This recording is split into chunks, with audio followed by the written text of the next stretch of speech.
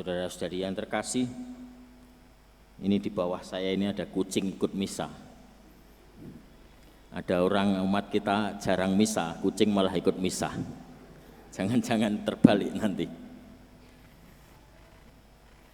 Saya tadi sore itu misa di Kaliwadas, selalu buru-buru ke sini karena mesti mimpin misa di sini juga.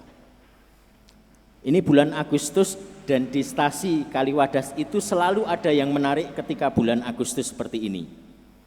Ya. Mulai 1 Agustus itu sama seperti kita pasang bendera, pasang umbul-umbul, tetapi di sana itu sangat meriah, jauh lebih meriah. Ya, saya lihat dibandingkan dengan di Jalan Otista. Ya, bahkan kalau di sepanjang jalan dari keluar tol arah ke Purwadadi itu belum terlalu meriah. Begitu masuk ke jalan yang kecil, melewati situ Citapen, lalu mulai masuk di kampung itu, sepanjang jalan kampung itu di kanan kiri penuh dengan umbul-umbul. Dan itu selalu terjadi ketika bulan Agustus seperti ini. Saya tidak tahu apakah itu menggambarkan semangat kebangsaan di dalam diri orang-orang di sana, tetapi atau itu hanya sekedar sebagai sebuah bagian dari kemeriahan ya menyambut bulan Agustus. Ya, seperti kita dalam rangka fokus pastoral tahun kebangsaan, kita selalu mulai hari ini sebelum misa menyanyikan lagu Indonesia Raya. Maksudnya adalah dalam rangka fokus pastoral itu kita membangun semangat kebangsaan di dalam diri kita. Tetapi yang namanya membentuk semangat kebangsaan itu tidak cukup proses waktu yang begitu singkat. Nah, itu adalah sebuah proses yang berjalan bersama dengan kehidupan kita. Maka momen-momen seperti sekarang ini lebih untuk pengingat sebetulnya, bukan membentuk semangat kebangsaan itu sendiri, tetapi untuk mengingatkan kita. Bukan sesuatu yang perubahan di dalam diri yang terjadi secara cepat. Di dalam kehidupan kita ditawarkan berbagai macam perubahan yang cepat. Maka kita mengenal yang namanya makanan instan, minuman instan. Instan itu artinya cepat. Jadi itu untuk mengurangi waktu. Kalau orang ya bikin kopi, untuk yang sungguh-sungguh penyuka kopi dengan metode penyeduhan yang ribet, untuk bikin 1 gelas kopi itu butuh waktu yang lama. Ya, apalagi kalau espresso itu kan ditekan dengan tekanan lalu hanya keluar setetes demi setetes. Nah, itu beda dengan kopi instan. Kopi instan itu cukup disobek kemasannya, masukkan gelas, tuang air dan tidak harus air mendidih. Sudah jadi. Karena memang maksudnya tujuannya adalah instan, cepat, siap saji. Berubah dalam waktu yang sangat cepat. Dan semua makanan instan begitu ditaruh sesuatu, ya entah itu mie instan, kopi, minuman instan, dikucuri air, entah itu air dingin atau air panas, tergantung bahannya, seketika ya berubah bentuknya. Hari ini kita mendengarkan tentang perubahan wajah Yesus, menampakkan kemuliaannya, tetapi perubahan itu bukan mau bicara tentang satu perubahan yang instan, tetapi bagaimana terbangun sebuah kesadaran baru di dalam diri para murid setelah menyaksikan perubahan wajah Yesus itu. Ada satu cerita, seorang yang biasa berburu, dia mendapatkan anjing pemburu baru. Lalu dia mencoba untuk mengetes anjing berburu ini. Dia berjalan ke daerah sekitar danau, di sana banyak terdapat burung bango. Ya, karena biasa mereka di pinggir berkumpul itu. Nah, untuk menembak juga mudah. Lalu dia coba tembak satu burung bango itu. Kena, terbang, tetapi lalu jatuh di air danau. Nah, si anjing ini ternyata langsung mengejar, mengambil bango yang sudah mati itu. Dia ulangi lagi. Dan setelah ada bango jatuh, sekali lagi anjing ini lari mengambil bango yang sudah mati itu. Tetapi si pemburu ini merasa ada sesuatu yang aneh. Ketika dia amati, ternyata anjing ini ketika mengambil bango itu tidak berenang. Tidak tahu bagaimana, tetapi anjing itu seolah-olah berjalan di atas air. Sehingga ketika kembali yang basah itu hanya ujung kakinya. Ngambil itu, kembali ke tuannya. Nah, dia merasa, wah ini anjing bagus. Saya dapat sesuatu yang luar biasa ini. Maka dia berniat untuk memamerkan anjing buruannya itu kepada temannya yang juga sama-sama suka berburu. Maka dia diajak temannya itu ke danau yang sama, lalu dia coba tembak lagi satu. Tembak, jatuh.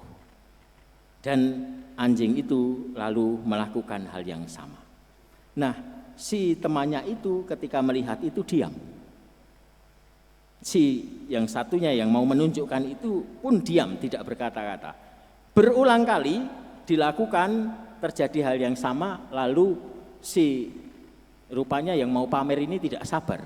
Ya, karena dia pengen pamer sesuatu, kok ini kayaknya tidak ada sesuatu yang mengesankan. Lalu dia mengatakan kepada temannya itu, apakah kamu melihat sesuatu yang aneh? Si temannya itu lalu mengatakan, ya ada yang aneh.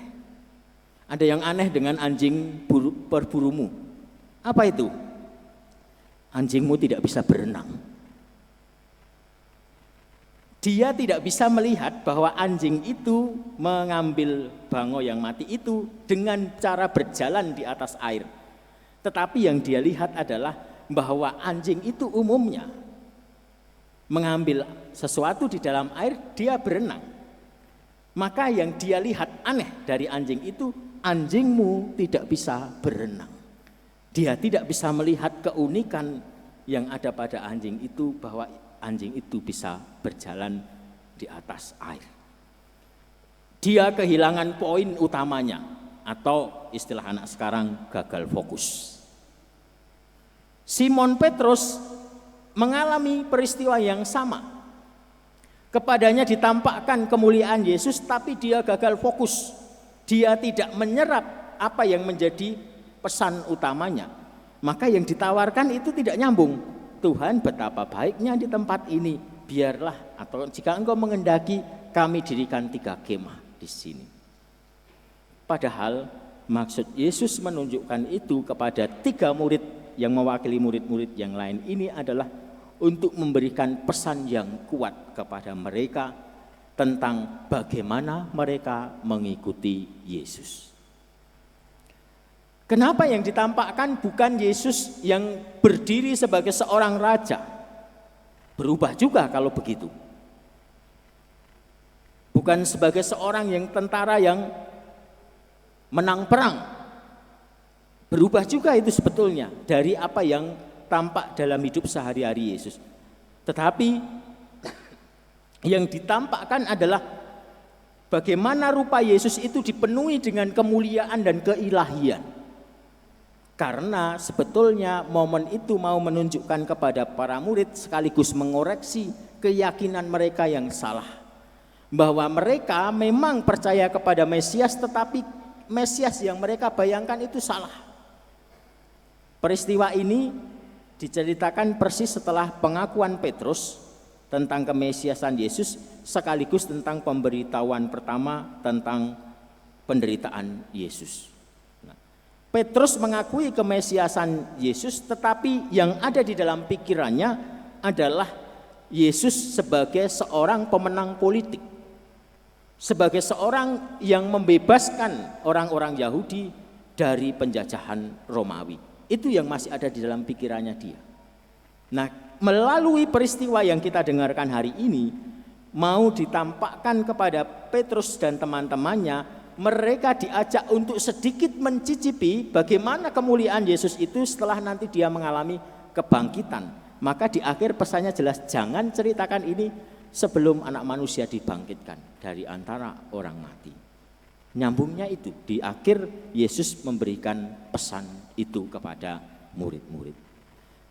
Peristiwa ini mengundang para murid untuk mengalami perubahan juga. Kalau Yesus wajahnya berubah rupa, bagaimana para murid mengalami perubahan di dalam dirinya, terutama perubahan di dalam cara pikir. Cara berpikir mereka tentang bagaimana mengikuti Yesus. Dan itu bukan proses yang instan seperti kita bikin kopi instan atau mie instan. Itu adalah sebuah perjalanan hidup bagaimana mereka para murid semakin mengarahkan diri kepada apa yang diwahyukan kepada mereka tentang Mesias yang dijanjikan itu. Dan bagi kita semua saudara-saudari yang terkasih, perubahan wajah Yesus ini memberikan pesan sederhana. Pertama-tama, bagaimana kita juga diajak untuk menyadari perubahan-perubahan yang ada di dalam diri kita. Kita itu sebetulnya penuh dengan perubahan. Yang paling sering kita alami adalah perubahan di dalam emosi kita. Perubahan di dalam emosi itu bisa dipengaruhi oleh apa yang kita pikirkan. Kalau kita melewatkan itu begitu saja, maka itu tidak akan punya makna apapun bagi kita. Bahkan yang seringkali terjadi, kita terbawa oleh emosi-emosi yang sedang ada di dalam diri kita. Maka melalui bacaan ini kita diingatkan bagaimana kita mencermati perubahan-perubahan di dalam diri itu pertama-tama. Bahwa di dalam hidup kita setiap hari, setiap saat, bahkan setiap saat itu bisa mengalami perubahan. Tetapi bagaimana perubahan itu bisa membawa kita kepada sesuatu yang lebih baik. Bukan justru kita terbawa oleh emosi di dalam diri kita yang akan terus-menerus berubah. Itu yang pertama. Yang kedua, melalui bacaan hari ini kita juga diundang untuk bisa lebih jeli menyadari kehadiran Yesus di dalam hidup kita sehari-hari, di mana Yesus mengambil wajah yang berubah juga. Mungkin Yesus hadir di dalam diri mereka yang kita singkirkan. Mungkin Yesus itu hadir di dalam diri mereka yang kurang kita sapa. Mungkin itu hadir di dalam diri mereka yang kurang kita perhatikan. Mungkin itu hadir di dalam diri orang-orang dekat di dalam hidup kita yang justru seringkali kita abaikan. Wajah Yesus hadir berubah. Hadir di dalam diri kehidupan kita sehari-hari, dalam wajah orang-orang yang hadir di dalam hidup kita. Para murid diundang untuk melihat kemuliaan Yesus, tetapi juga untuk melihat kehadiran Yesus itu bukan hanya pada saat nanti kemuliaannya setelah kebangkitan, tetapi bagaimana dari demi hari mereka menyadari kehadiran Tuhan itu di dalam hidup sehari-hari. Dan yang ketiga, semuanya itu perubahan-perubahan dan juga sabda Tuhan yang disampaikan kepada kita dari kitab Daniel, dari surat Petrus dan dari bacaan Injil, memberikan peneguhan untuk kita di saat kita mengalami situasi yang sulit, situasi yang tidak mudah. Bahwa itulah inti dari kemuliaan yang disampaikan. Di balik kemuliaan itu bukan kemuliaan yang diberikan dengan begitu saja, dengan tiba-tiba, dengan instan, tetapi kemuliaan yang bisa dicapai ketika kita bertekun tetap setia di dalam situasi yang sulit sekalipun.